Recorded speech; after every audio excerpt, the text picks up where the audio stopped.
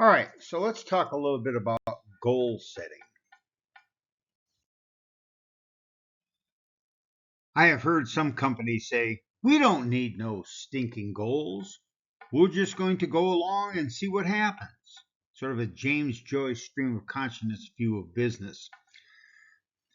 Well, at any time you are going to try to plan for the future, you need to have goals.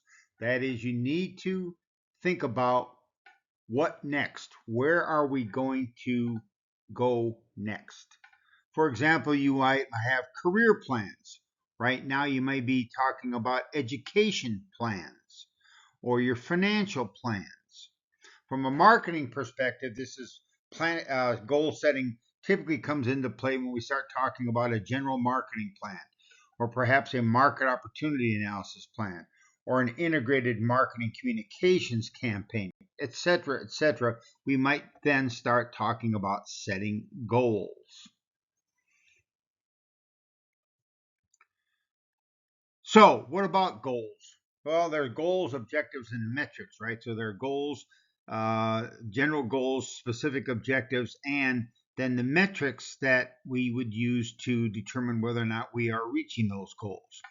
So goals are really all about identifying where do we want to be? Where are we now? Where do we want to be?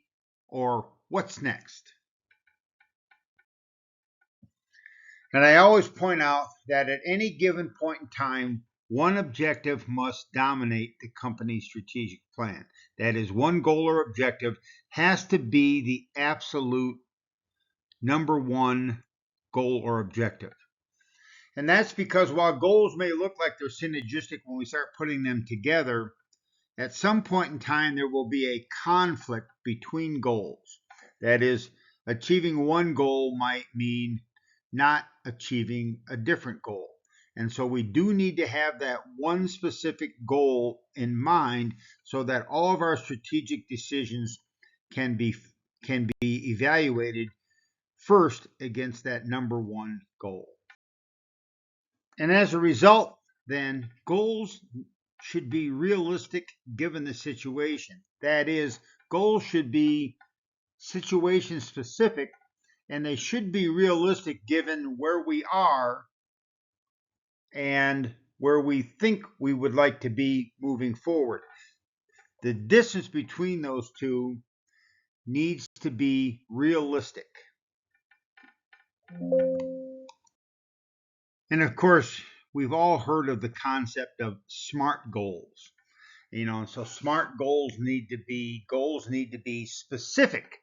They need to be measurable, they need to be attainable, they need to be relevant, and they need to be time bound. Well, in terms of being specific, of course, this means we need to make sure our goals are specific to the situation and they tell us exactly what we are trying to achieve.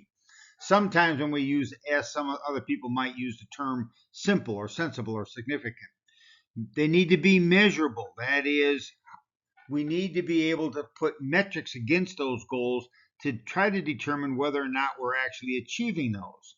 And so sometimes people will talk about measurable goals. Others might argue that the SMART goal is also meaningful and motivating. Goals need to be attainable or achievable.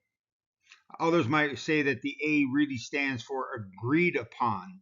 But the truth is that we need to make sure that we have goals that make it possible for us to reach them in the time period the goals are set for. Which brings us to the next letter R, which is relevant. That is, the goals need to be relevant to where we really want the company to be. That is, do they contribute to our organization's overall plan? So the goals need to fit whatever it is we are trying to accomplish. So sometimes we'll have goals, but they don't really match up with where we said we want it to be. And then finally, they need to be time bound. Okay, that is time based, time limited, time cost limited, time. So there needs to be a time element that says we're going to get from point A to point B in this amount of time. Of course, the concept SMART goals.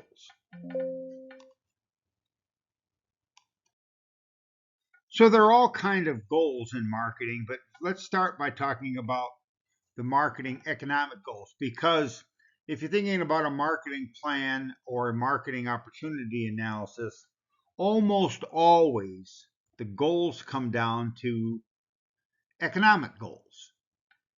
That is, of course, sales revenues. What do we want our sales revenues to be? Remember, we had some examples in class where we were talking about some businesses, and it almost always ends up coming down to how much revenue will we bring in.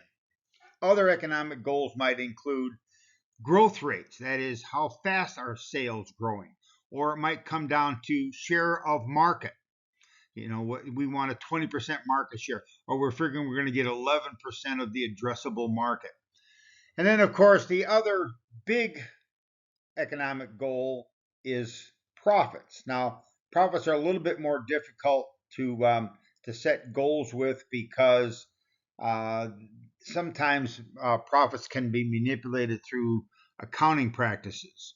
But in general, whenever we are putting together a plan or evaluating a market opportunity analysis, it's typically revenues and profits that are eventually the most important economic goals. But it could also be cash flow. In some cases, it's an issue of can we generate enough cash to keep the business sustainable? And then there is the other sort of financially based marketing goal, and that is a return on investment. So we're going to invest $11 billion in a high-speed rail. Are we going to be able to get a return on that investment that is reasonable? And then, of course, our customer-centered goals, and we're always familiar with customer-centered goals. These sometimes are a little bit more difficult to measure, but they also need to be considered. Things like perceived quality. In some cases, our goal is to improve our perceived quality. In other cases, we're interested in improving our customer satisfaction. Other customer-centered goals might be building awareness of our brand. It could be acquisition of new customers. It could be retention of current customers. Or it could be generating brand loyalty, measured a number of different ways of our customer base. Some other marketing goals that we might occasionally see might be some distribution goals, like, for instance, the number of outlets that our product is distributed in, or the sales by channel.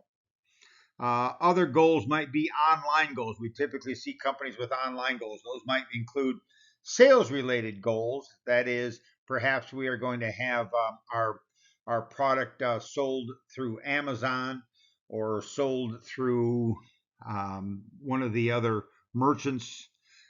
So we might be interested in sales. Another one, of course, is the online presence, whether it's followers, friends, likes, reviews, etc. What our online presence looks like for our particular brand. And then, of course, there could be pricing goals, and pricing goals might have to do with maintaining margins, and pricing goals might have to do with competitively pricing compared to the competition to maximize profits. So in summary, I have a little quote here. This is a famous Yogi Berra quote. We're lost, but we're making good time. Well, the truth is, you need to know where you're trying to go if you really want to get there.